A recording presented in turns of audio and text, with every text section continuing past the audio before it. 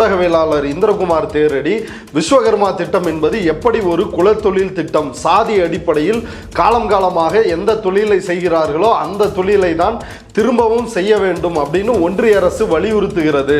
அதற்காகவே ஒரு திட்டத்தை கொண்டு வந்திருக்கிறது அப்படின்றத அம்பலப்படுத்தி பேசினார். சங்கிகளால் அதை ஏற்றுக்கொள்ள முடியவில்லை.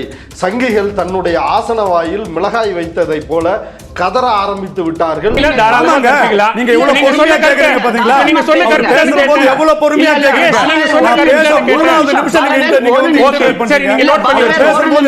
அதுலயே அந்த ஸ்ரீராமும் ஆசீர்வாத ஆச்சாரியும் வந்து கேட்கிறாங்க, அது எப்படி குலத்தொழில்னு சொல்றீங்க, அப்படி ஏதாவது இந்த திட்டத்தில் இருக்கிறதா, ஆதாரம் இருந்தா முடிஞ்சா காட்டு அப்படின்னு இந்திரகுமார்கிட்ட சொல்றாங்க. இந்திரகுமார் உடனடியா ஆதாரத்தை பிரிச்சு போட்டாரு. அவரு சொன்னாரு எஸ்சி எஸ்டி ஓபிசிக்கு மட்டும்தான் இந்த திட்டம்னு. இந்த திட்டத்தோட எந்த பக்கத்துல எந்த பேராகிராஃப்ல இருக்குதுன்னு அவர் சொல்லட்டும், அதுக்கப்புறம் அவர் தொடர்ந்து பேசட்டும். அதுல பக்கம் 9.2.2.4 The scheme seeks to promote the empowerment of women and those who belong to the marginalized or underserved groups like scheduled caste, scheduled tribes, OBCs. ஏன் அதுல ஃபாரின் கம்யூனிட்டிஸ் இல்ல, ஏன் அதுல ஓபன் காம்படிஷன் இல்ல, ஏன் ஷெட்யூல்டு காஸ்ட்? இவனுங்க போய் பண்ண வேண்டியதானே? இவனுங்களோட குலத்தொழில் என்ன வெளியே ஓப்பனா சொல்லலாமா? பிரிட்டிஷ்காரனுக்கு இவனுங்க பார்த்த குலத்தொழில் என்ன, இவனுங்களோட குண்டி காட்டி மானியம் தொழில் என்ன, இதெல்லாம் வெளிப்படையா பேசலாமா? அந்த தொழிலையே இன்னைக்கும் போய் பண்ணுங்கடான்னு சொல்லலாமா? இப்போ நீங்க இந்த ஸ்கீமுக்கு வந்து அப்ளை பண்ணணும்னா என்ன தெரியுங்களா செய்யணும்? உங்க ஊர் கிராம பஞ்சாயத்துல விஓ இருப்பாருல்ல, அந்த விஓட்ட போய் நீங்க சர்டிஃபிகேட் வாங்கிட்டு வரணும். இந்த ஸ்கீமுக்கு அப்ளை பண்ணணும்னா, இதுல லோன் வாங்கணும், காலங்காலமா இந்த தொழிலை குடும்ப தொழிலாக செய்கிறாங்களா அப்படின்னு அவர் வந்து ஆய்வு செஞ்சு சர்டிஃபிகேட் கொடுப்பாரு. அந்த சர்டிஃபிகேட்டை வந்து நீங்கள் போய் நொட்டினாதான் உங்களுக்கு லோன் கொடுப்பாரு. அப்படித்தான் இந்த ஸ்கீம்லேயே அடிப்படையாக வந்து இருக்குது. அப்படி இருக்கும் பொழுது இது குலத்தொழில் இல்லை, இது வந்து சமூக மேம்பாட்டிற்கான திட்டம் அப்படின்னு எந்த சங்கியாவது சொன்னால் அந்த சங்கியை சாணியை முக்கி செருப்பால் அடித்து அவனை வந்து விரட்டி அடிக்கணும். அப்படி விரட்டி அடிக்கப்பட வேண்டிய சங்கிகளில் ஒருத்தர் ரங்கராஜ் பாண்டே. அப்பாட்ட பெரிய நாலேஜ் இருக்குது, பையன் கற்றுக்க மாட்டேன்றான். அப்போ பையனை எஜுகேட் பண்ணணும்னா ஒரு ஆர்வத்தை கொடுப்போம், உனக்கு லோன் கொடுக்குறோம், உனக்கு ஃப்ரீ எஜுகேஷன் கொடுக்குறோம், நீ இதை ட்ரை பண்ணி பாருன்னு சொன்னா அவனுக்கு ஒரு ஆர்வம் வரலாம். அப்பாக்காரர் அதுக்காக சொல்லுவார், அப்போ நம்ம வந்து 1.5 லட்ச ரூபா ஃபீஸ் கொடுத்து இன்ஜினியரிங் படிக்கிறதுக்கு 1.5 லட்ச ரூபா அவன் கொடுக்குறா, நம்ம இதை படிச்சுக்கலாம், உனக்கு ஏற்கனவே எனக்கு தெரியும், நான் சொல்லி தருவேன், நீ இன்னும் மாஸ்டர் ஆகலாம். பாப்பா வந்து படிச்சு டாக்டர் ஆவான், ஐஏஎஸ் ஆவான், ஐபிஎஸ் ஆவான், எல்லாம் கூட ஆவான். ஆனா நம்மலாம் என்ன பண்ணிட்டு இருக்கோம்னா நக்கிக்கிட்டு அவனுக்கு அடிமையாகவே வாழ்க்கையை நடத்த வேண்டும் என்பதற்காகவே கொண்டு வரப்பட்ட திட்டம் இது அப்படின்றத இந்திரகுமார் ஆதாரங்களோடு அவிழ்த்து கொட்டி விட்டார். சொன்ன பிறகுதான் எல்லாரும் பயங்கரமா கத்துறாங்க. ஒரு ட்ரைப்ஸ் நேயர்களுக்கு வணக்கம். இன்று நம்மோடு பேச திரு கரிகாலன் அவர்கள் இணைந்துள்ளார். வாருங்கள் அவரோடு பேசுவோம்.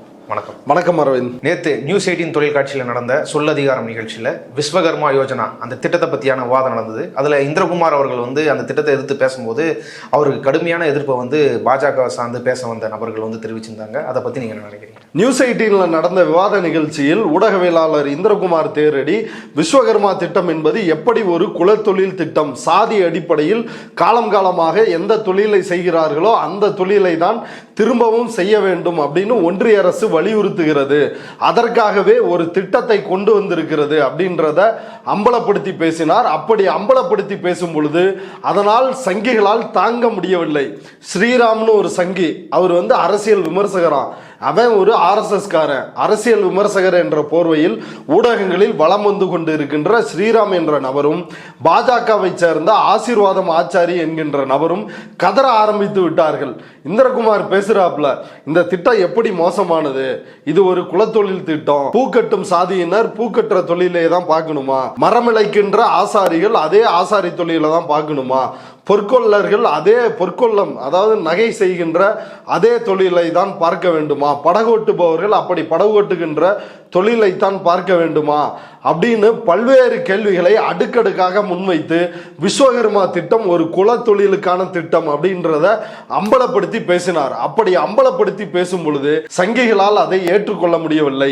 சங்கிகள் தன்னுடைய ஆசன வாயில் மிளகாய் வைத்ததை போல கதற ஆரம்பித்து விட்டார்கள், துடிக்க ஆரம்பித்து விட்டார்கள். அதுலேயே அந்த ஸ்ரீராமும் ஆசீர்வாத ஆச்சாரியும் வந்து கேட்குறாங்க, அது எப்படி குலத்தொழில்னு சொல்றீங்க, அப்படி ஏதாவது இந்த திட்டத்தில் இருக்கிறதா, ஆதாரம் இருந்தால் முடிஞ்சா காட்டு அப்படின்னு இந்திரகுமார்கிட்ட சொல்றாங்க. இந்திரகுமார் ஆல்ரெடி ஒரு டேட்டா புலி, தரவுகளை வந்து மொத்தமாக கையில் வைத்து கொண்டு ஆப்படிக்கக்கூடியவர். அது வந்து டிபேட்ல வர்ற எல்லாருக்குமே தெரியும். ஒரு டேட்டாவை கேட்டா இந்திரகுமார் கிட்ட வாயில புண்ணு வாங்கிட்டு தான் சங்கிங்கெல்லாம் போவானுங்க. அந்த இந்திரகுமாரை சீண்டுனா என்ன ஆகும்? இந்திரகுமார் உடனடியாக ஆதாரத்தை பிரித்து போட்டார். ஒன்றிய அரசால் வெளியிடப்பட்டுள்ள இந்த விஸ்வகர்மா யோஜனா திட்டத்தினுடைய கைட்லைன்ஸ், அந்த கைட்லைன்ஸ்ல பேரா 2.4 அப்படின்ற அந்த பேராவில் ஃபேமிலி பேஸ்டு ட்ரெடிஷ்னல் ட்ரேடு, அதாவது குடும்ப அடிப்படையில் பாரம்பரியமாக என்ன தொழிலை செய்கிறார்களோ அப்படின்றத குறிப்பிட்டு மிக தெளிவாக எஸ்சி எஸ்டி ஓபிசி, அதாவது பிற்படுத்தப்பட்ட சமூகங்கள், வன்னியர், செட்டியார், முதலியார், கோனார், நாடார், தேவர், இது போன்ற ஜாதியை சார்ந்தவர்களும், பட்டியல் ஜாதியை சார்ந்தவர்களும், பட்டியல் பழங்குடி சாதியை சார்ந்தவர்களும் அவங்க தான் வந்து இதற்கு எலிஜிபிள். அவங்கள ப்ரொமோட் பண்றதுக்காகத்தான் இந்த திட்டம். அதாவது பாப்பா வந்து படிச்சு டாக்டர் ஆவான், இன்ஜினியர் ஆவான், கலெக்டர் ஆவான், ஐஏஎஸ் ஆவான், ஐபிஎஸ் ஆவான், எல்லாம் ஆவான். அமெரிக்கா போய் பிரசிடென்ட் ஆவான், இங்கிலாந்துக்கு போய் பிரசிடென்ட் ஆவான். ஆனா நம்மலாம் என்ன பண்ணிட்டு இருக்கோம்னா இங்க நக்கிட்டு உட்காந்துட்டு இருக்கணும். பாப்பான் போடுறத வாங்கிக்கிட்டு நக்கிக்கிட்டு அவனுக்கு அடிமையாகவே வாழ்க்கையை நடத்த வேண்டும் என்பதற்காகவே கொண்டு வரப்பட்ட திட்டம் இது அப்படின்றத இந்திரகுமார் ஆதாரங்களோடு அவிழ்த்து கொட்டி விட்டார். சொன்ன பிறகுதான் எல்லாரும் பயங்கரமா கத்துறாங்க. ஒரு ஊடக விவாதத்துக்கு வர்றானுங்க. இல்ல ஊடக விவாதத்தை பொறுத்தவரையில் இந்த ஸ்ரீராமாக இருந்தாலும் சரி, பாஜகவை சார்ந்த திருப்பதி நாராயணனாக இருந்தாலும் சரி, இந்த ஆசீர்வாதம் ஆச்சாரியாக இருந்தாலும் சரி, இவர்கள் ஒரு டெக்னிக்கை வந்து கடைபிடிக்கிறாங்க. அவங்களால கேள்விக்கு பதில் சொல்ல முடியலன்னு வைங்களேன், உடனடியா கட்ட குரல்ல வந்து கத்த ஆரம்பிச்சிருவானுங்க. ஓய் ஊய் ஓய் ஊய், நீ இதுக்கு பதில் சொல்லு, நீ இதுக்கு பதில் சொல்லு அப்படின்னு கத்த ஆரம்பிச்சிருவானுங்க. கத்த ஆரம்பிச்சா என்ன, எதிர்த்தரப்பில் நம்முடைய தரப்பில் பேசக்கூடிய ஊடகவியலாளர்கள், இப்ப நேத்து நடந்த அந்த சொல்லதிகாரம் நிகழ்ச்சியில் அந்த நிகழ்ச்சியை நடத்திய நெறியாளர் பாலவேல் அவரே வந்து பேச விடாம பண்ணிட்டாங்கன்னா பாத்துக்கோங்களேன் எவ்வளவு கேடுகட்ட கேவலமான நபர்கள் இவர்கள்னு. ஏன்னா உண்மை வெளியே வந்துடும். இந்திரகுமாரை பேசவிட்டால் உண்மை வெளியே வந்துவிடும் என்ற காரணத்தால், அந்த பதற்றத்தால் உடனடியாக இவர்கள் என்ன ஆயுதத்தை கையில் எடுக்கிறாங்கன்னா கூச்சல் போடுறது, கத்துறது. உங்ககிட்ட ஆதாரம் இருக்கா, உங்ககிட்ட ஆதாரம் இருக்கா, முடிஞ்ச ஆதாரத்தை வெளியிடு, முடிஞ்ச ஆதாரத்தை. ஏவோ பேச விட்டாதானே ஆதாரத்தை வெளியிட முடியும்? நீ பாட்டுல அடித்தொண்டையில இருந்து கத்திக்கிட்டே இருந்தா எப்படி ஆதாரத்தை வெளியிட முடியும்? அப்படி ஆதாரத்தை கேட்கும் பொழுது இந்திரகுமார் அந்த ஆதாரத்தை வெளியிட்டார். அந்த ஒன்றிய அரசு வெளியிட்டுள்ள விஸ்வகர்மா யோஜனா திட்டத்தின் கைட்லைன்ஸ்ல 2.24 அந்த பாயிண்ட்ல என்ன சொல்றாங்கன்னா, those belonging to the marginalized or underserved groups like scheduled caste, scheduled tribes, OBCs, specially abled transgenders, residents of NRE states, Iceland territories. அதாவது ரொம்ப தெளிவா இருக்குது. திருநங்கைகள், ஷெட்யூல்டு காஸ்ட் அதாவது பட்டியல் சமூகத்தவர், ஷெட்யூல்டு ட்ரைப்ஸ் பட்டியல் பழங்குடியினர், அப்புறம் ஓபிசி, இங்க எல்லாரும் ஆண்ட பரம்பரை அப்படின்னு பேசிட்டு இருக்கிறாங்கல்ல, அவங்க எல்லாரையும் குலத்தொழில் செய்ய சொல்றானுங்க. பாப்பா வந்து எல்லா உமாவும் ஆவான், அவன் உயர் பதவிகளுக்கு வருவான், அவன் நீதிபதி ஆவான், எல்லா உமாவுமே ஆவான். ஆனால் இந்த நாட்டினுடைய பூர்வகுடி உழைக்கும் மக்களான எஸ்சி எஸ்டி ஓபிசி மக்கள் அவர்களுடைய குலத்தொழிலை செய்ய வேண்டும் அப்படின்றதான் இந்த திட்டத்தினுடைய அடிப்படை நோக்கம். அதாவது ஆர்எஸ்எஸ் காரன் ஆர்பிவிஎஸ் மணியன் ஏற்கனவே அவனை அம்பலப்படுத்தி நம்ம ஒரு வீடியோ நம்ம சேனல்ல ஏற்கனவே வெளியிட்டோம். அதற்காக அந்த ஆர்பிவிஎஸ் மணியன் கைது செய்யப்பட்டு ஜெயிலுக்கெல்லாம் போயிட்டு 4 மன்னிப்பு கடிதம் வேற எழுதினான். ஆமா, 4 மன்னிப்பு கடிதம் வேற அவன் எழுதினான். அவ்வளவு ஒரு திருட்டு அயோக்கிய நாய், மாம்பழத்தில் வாழுகின்ற ஒரு அக்மார்க் பார்ப்பன வெறியன். அந்த பார்ப்பன ஜாதி வெறியன் வந்து ஒரு வீடியோவில் பேசுறான். அவன் மதுரைக்கு போவானா, மதுரையில மதுரை வீரன் அப்படின்னு ஒரு சலவை தொழிலாளி வந்து இருக்கிறாராம். அவன் ஆனால் அதை மோசமாக தான் சொல்கிறான்னு வைங்களேன். ஒரு சலவை தொழிலாளி வந்து இருக்கிறான், அவன் ஒருமையில பேசுகிறான். அவர் அம்பேத்கரே அப்படிதான் சொல்லுவார். ஆமாம், அம்பேத்கரையே அவன், திருவள்ளுவரை அவன், கம்பனை அவன் அப்படின்னு பேசுகிற பார்ப்பன ஜாதி வரியன் அந்த ஆர்பிஎஸ் மணியன். அந்த ஆர்பிஎஸ் மணியன் மதுரையில் இருக்கின்ற அந்த மதுரை வீரன் அப்படின்ற சலவை தொழிலாளி, என் பையனை பிஏ சேர்த்து படிக்க வச்சிருக்கிறேன், அவனுக்கு நீங்கள் தான் வந்து நல்ல வேலை வாங்கி கொடுக்கணும்னு வந்து கேட்டாராம். இவன் யோக்கியனா இருந்தால் என்ன சொல்லியிருக்கணும், என்னால் வேலை வாங்கி தர முடியும், இல்லை முடியாது அப்படின்னு சொல்லிருக்கணும். அந்த சலவை தொழிலாளி இந்து தானே, நீயும் இந்துன்னு தானே சொல்லிருக்கிற, அப்போ நீ செய்யணுமா கூடாதா? அப்ப நீ செய்யினா செய்ய, இல்லைன்னா முடியலன்னா முடியலன்னு சொல்லு. ஆனா இவன் வந்து என்ன சொல்றான் அப்படின்னா, வட மாநிலத்துல இருந்து சேட்டுங்க இப்படி மற்ற ஜாதிக்காரங்களாம் மதுரைக்கு வர்றாங்க, அப்படி வந்து இங்க ரூம் எடுத்து தங்குறாங்க. அப்படி ரூம் எடுத்து தங்குறவங்க ட்ரெஸ்ஸை துவைக்கிறதுக்கு போடுறாங்க. அதை துவைச்சா ஒரு ட்ரெஸ்ஸுக்கு 10 ரூபா 15 ரூபா கேட்ட பணத்தை கொடுத்துட்றாங்க. பணக்காரங்க அவங்களாம் வந்து பணக்காரங்க, கேட்குற பணத்தை எடுத்து நீட்டிடுறாங்க.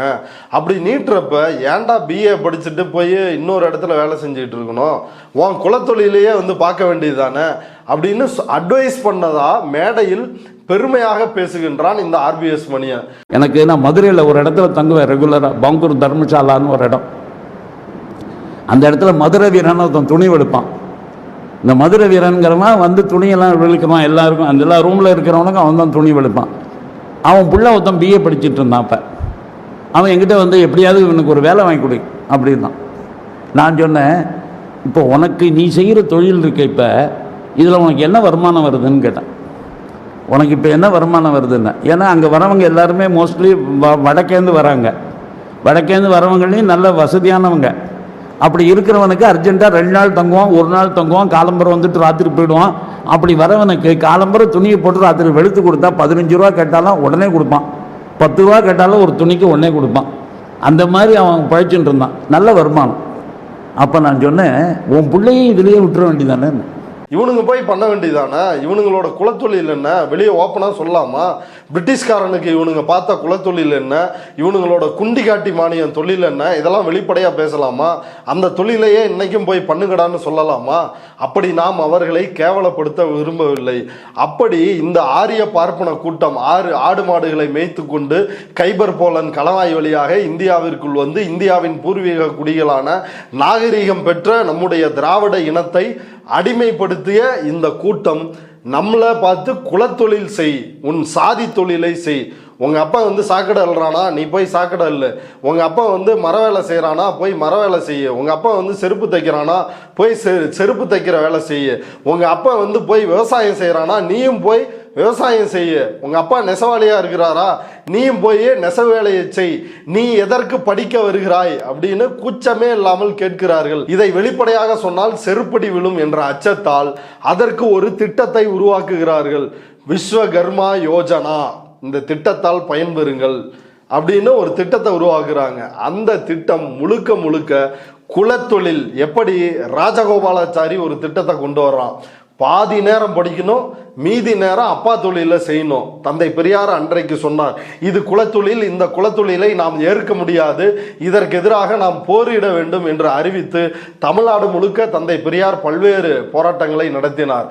அதில் உச்சகட்டமாக தந்தை பெரியார் சொன்னார், என்ன சொன்னார்னா, தமிழர்களே, பெட்ரோலோடும் தீப்பந்தத்தோடும் தயாராக இருங்கள், ஆணையிடுகிறேன், அக்ரஹாரத்தை கொளுத்துங்கள். அதாவது இந்த திட்டத்தை ராஜாஜி பின்வாங்கவில்லை என்றால், பெரியார் அப்படி அறிவித்தார்.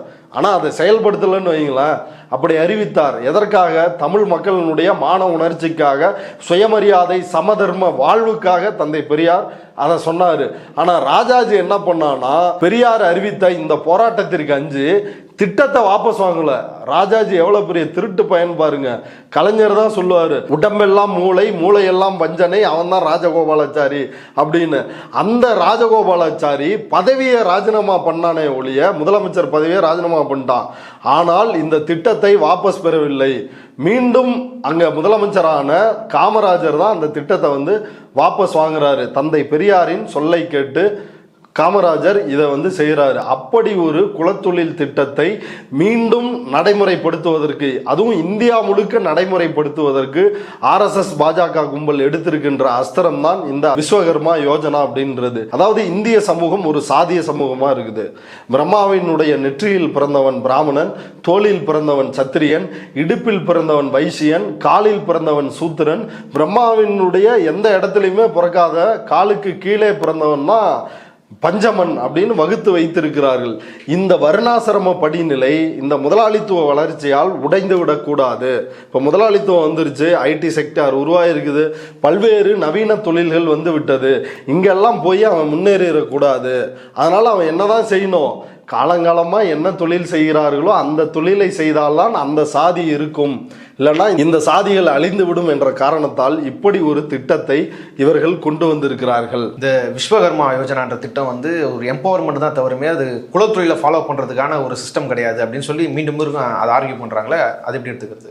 அதாவது ஒன்றிய அரசினுடைய சிறு குறு நடுத்தர தொழில்கள் அமைச்சகம், இந்த அமைச்சகத்தின் கீழ்தான் இந்த விஸ்வகர்மா யோஜனா திட்டம் வந்து அமல்படுத்தப்படுகிறது. இந்த திட்டம் குறித்த கைட்லைன்ஸில் இது யார் யாரெல்லாம் இந்த விஸ்வகர்மா திட்டத்திற்கு அந்த திட்டத்துக்கு அப்ளை பண்ணால் லோன் கொடுப்பாங்க, அந்த லோனுக்கு குறைந்த வட்டி 5% தான் அதுக்கு வந்து வட்டி. இப்போ நீங்கள் முத்ரா கடன் இருக்குல்ல சிறு குறு தொழில் செய்வதற்கு, அதுக்கு வட்டி எவ்வளோ அப்படின்னா 12%. இப்போ இதுக்கு 5%. ஏன்னா இந்த ஸ்கீமை எல்லாரும் எடுத்துக்கணும், அப்படி எடுத்துக்கிட்டு குலத்தொழிலுக்குள் எல்லாரும் வரணும் அப்படின்றதுக்காக. இப்போ அந்த ஸ்கீம் பற்றி, அந்த ஸ்கீமுக்கு யார் யாரெல்லாம் எலிஜிபிள் அப்படின்னு அந்த ஒன்றிய அரசினுடைய MSME டிபார்ட்மெண்ட் என்ன சொல்லுதுன்னா, the guru shishya parampara are family based practices of traditional skills by artisans and crafts people working with their hands and tools. கைவினை தொழில் செய்பவர்கள் பரம்பரையாக வந்து இதே குலத்தொழிலை குடும்ப அடிப்படையில் செய்து வருபவர்கள் இதற்கு எலிஜிபிள் ஆனவங்க அப்படின்றத மிக தெளிவாக போட்டிருக்குது.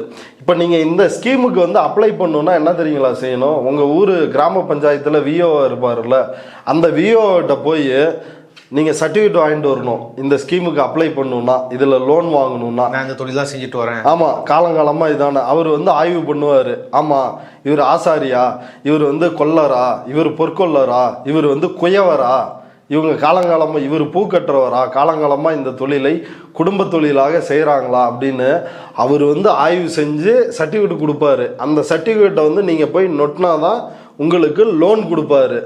அப்படித்தான் இந்த ஸ்கீம்லேயே அடிப்படையாக வந்து இருக்குது. அப்படி இருக்கும் பொழுது இது குலத்தொழில் இல்லை, இது வந்து சமூக மேம்பாட்டிற்கான திட்டம், இது எம்பவர்மெண்ட்டுக்கான திட்டம் அப்படின்னு எந்த சங்கியாவது சொன்னால் அந்த சங்கியை செருப்பால் அடித்து, சாணியை முக்கி செருப்பால் அடித்து அவனை வந்து விரட்டி அடிக்கணும். அப்படி விரட்டி அடிக்கப்பட வேண்டிய சங்கிகளில் ஒருத்தன் ரங்கராஜ் பாண்டே. ரங்கராஜ் பாண்டே என்ன சொல்கிறான்னா, இந்த திட்டம் குறித்து விளக்கம் கொடுக்குறான். என்ன சொல்கிறான்னா, இப்போ 1.5 லட்சம் கொடுத்து இன்ஜினியரிங் படிக்க வைக்கிறோம், அந்த பையன் வந்து படிக்க மாட்டான். அப்பாவுக்கு நல்ல ட்ரெடிஷ்னலாக, அதாவது இந்த தொழில்கள் பாரம்பரிய தொழில் வந்து தெரியுது, அதை பையன் வந்து ஒழுங்காக கற்றுக்க மாட்டான். 1.5 லட்சம் ஃபீஸ் கட்டி நீ இன்ஜினியரிங் படிக்கிறதுக்கு அதே 1.5 லட்சத்தை அரசாங்கம் தருது, அதை வாங்கி நீ குலத்தொழில் பண்ணலாம்ல அப்படின்னு கூச்சமே இல்லாமல் பேசுகிறான். அப்பாட்ட பெரிய நாலேஜ் இருக்குது, பையன் கற்றுக்க மாட்டேன்றான். அப்போ பையனை எஜுகேட் பண்ணணும்னா ஒரு ஆர்வத்தை கொடுப்போம், உனக்கு லோன் கொடுக்குறோம், உனக்கு ஃப்ரீ எஜுகேஷன் கொடுக்குறோம், நீ இதை ட்ரை பண்ணி பாருன்னு சொன்னா அவனுக்கு ஒரு ஆர்வம் வரலாம். அப்பாக்காரர் அதுக்காக சொல்லுவார், அப்போ நம்ம வந்து 1.5 லட்ச ரூபா ஃபீஸ் கொடுத்து இன்ஜினியரிங் படிக்கிறதுக்கு 1.5 லட்ச ரூபா அவன் கொடுக்குறா, நம்ம இதை படிச்சுக்கலாம், உனக்கு ஏற்கனவே எனக்கு தெரியும், நான் சொல்லி தருவேன், நீ இன்னும் மாஸ்டர் ஆகலாம். இது எவ்வளவு பெரிய பாருங்களேன், ஒரு நாகரிகம் அடைந்த ஒரு முற்போக்கான ஒரு 21ஆம் நூற்றாண்டுல நம்ம இருக்கிறோம். இங்க ஜாதி இல்லை, இப்பெல்லாம் யார் சார் சாதி பார்க்கறா, இப்பெல்லாம் யார் சார்பால் ஜாதி பார்க்கறா அப்படின்னு பேசுகின்ற இந்த கூட்டம் எப்படி அப்பட்டமாக நைச்சியமாக ஜாதியை ஒரு விஷத்தை போல மீண்டும் மீண்டும் தக்க வைப்பதற்கான வேலையை இவர்கள் செய்கிறார்கள் அப்படின்றது இதை விட வேற ஆதாரம் இல்லை. அதாவது 1.5 லட்சம் கட்டி நீங்க வந்து பொறியியல் படிக்கிறதுக்கு கவர்மெண்ட்டே 1.5 லட்சம் கடன் தருது, அதை வாங்கி நீங்கள் வந்து குலத்தொழிலை செய்யக்கூடாது அப்படின்னு பாண்டே கேட்குறாரு. இந்த குலத்தொழிலை விட்டு வெளியேறுவதற்காகத்தான் இடஒதுக்கீடு இருக்குது, இந்த குலத்தொழிலை விட்டு வெளியேறுவதற்காகத்தான் ஸ்காலர்ஷிப் இருக்குது, இப்படி பல்வேறு கல்வி கடன்கள் அதற்காக தான் இருக்குது. இப்போ அதை வாங்கி அவன் படிக்கட்டும், உனக்கு என்ன மயிருக்கு வலிக்குதுங்க, நீ என்ன மயிருக்கு, ஏண்டா பீகார் பார்ப்பான், நீ தமிழ்நாட்டை விட்டு ஓடுறா, பீகாருக்கே போய் மணி அடி, இல்லை பீகார் உனக்கு பிடிக்கலையா கைபர் போலன் கணவாய் வழியா வந்த வழியா போயிருங்கடா நாதாரி நாய்ங்களா. இதில் ஒரு சூட்சமம் இருக்குது, என்ன தெரியுங்களா? இதில் வந்து வெளிப்படை ஃபேமிலி பேஸ்டு ட்ரெடிஷன் ஒரு பக்கம், ட்ரேடு அப்படின்னு ஒரு பக்கம் இருக்கும், இன்னொரு பக்கம் இங்கிலீஷில் இருக்கும் பாட்டர், குயவர், கார்பெண்டர், அதாவது தச்சு வேலை செய்பவர் இப்படின்னு இருக்கும். ஏங்க இது வந்து பிறப்பின் அடிப்படையிலோ அது குலத்தொழிலோ கிடையாதுங்க. கார்பெண்டர்னா யார் வேணாலும் இருக்கலாங்க, டைலர்னா யார் வேணாலும் இருக்கலாங்க, பாட்டர்னா யார் வேணாலும் இதில் வந்து இருக்கலாங்க, அது எப்படிங்க குலத்தொழில் செய்கிறதா எடுத்துக்கிறீங்க அப்படின்னு புத்திசாலி மாதிரி விவாதங்களில் பேசுறது. ஏன்னா பிராக்கெட்ல அதுல சாதி போட்டு வச்சிருக்கிறான். இப்ப உதாரணத்துக்கு சொல்லணும்னா பாட்டர் அப்படின்றது குயவர், பிராக்கெட்ல என்னன்னா குமார், அது வந்து உத்தரப்பிரதேசத்துல இருக்கிற ஜாதி. அந்த ஜாதி வந்து என்ன தொழில்னா மண்பானை செய்வது. அந்த ஜாதியினுடைய இல்லாம வேற யாருன்னா குயவரா இருந்தா உங்களுக்கு தர மாட்டாங்களா? ஆமா, அப்ளை எலிஜிபிள் கிடையாது. அடுத்து டைலர், பிராக்கெட்ல என்னென்ன இருக்குன்னா டர்சி அப்படின்னு இருக்குது. டர்சினா என்னன்னா துணி தைக்கிறவங்க காலங்காலமா. அடுத்து வந்து பிளாக் ஸ்மித், கொல்லர்கள், அவங்க வந்து பிராக்கெட்ல என்ன இருக்குதுன்னா லோஹர் அப்படின்னு இருக்குது. அதே போல சோனார் அப்படின்னு கோல்டு ஸ்மித், தங்க நகை செய்கின்ற பொற்கொள்ளர், ஆசாரி ஜாதியை சார்ந்தவர்கள், பிராக்கெட்ல சோனார் அப்படின்னு வந்து இருக்குது. அப்புறம் வாஷர்மேன், பிராக்கெட்ல டோபி அப்படின்னு தெளிவா இருக்குது. அப்ப இவங்க என்னன்னா இங்கிலீஷ்ல கார்பெண்டர், பாட்டர், வாஷர்மேன், டைலர் அப்படின்னு வச்சுக்குவாங்க, பிராக்கெட்ல எந்தெந்த சாதி அப்படின்னு வந்து போட்டுக்கிறது. அப்ப இது அப்பட்டமான மோசமான திட்டம். இந்த திட்டத்துல தமிழ்நாடு அரசோட நிலைப்பாடு என்ன, அவங்க இதை எப்படி அணுகுறாங்க? தமிழ்நாடு அரசு மிக தெளிவாக சொல்லிட்டாங்க.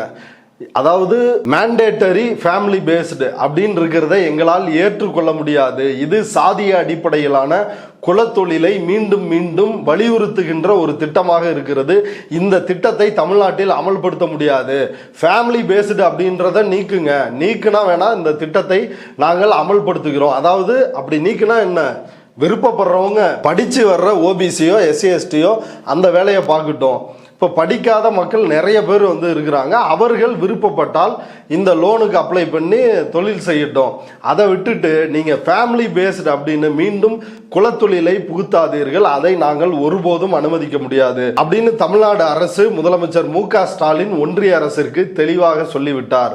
இது சமூக நீதியை காக்கின்ற அரசு, ஒரு காலம் நாங்கள் இந்த குலத்தொழிலை அமல்படுத்த மாட்டோம் அப்படின்றத வெளிப்படையாக அறிவித்திருக்கின்றார். இந்த திட்டத்தை அறிவித்த ஒன்றிய பாஜக அரசு இந்தியாவில் எந்த மாநிலத்திலும் இல்லாத அளவிற்கு தமிழ்நாட்டில் மூக்குடைப்பட்டு இருக்கிறது. தமிழ்நாட்டு முதலமைச்சரால் அசிங்கப்பட்டு காரி துப்பப்பட்டு இன்னைக்கு வந்து அசிங்கப்பட்டிருக்கிறானுங்க.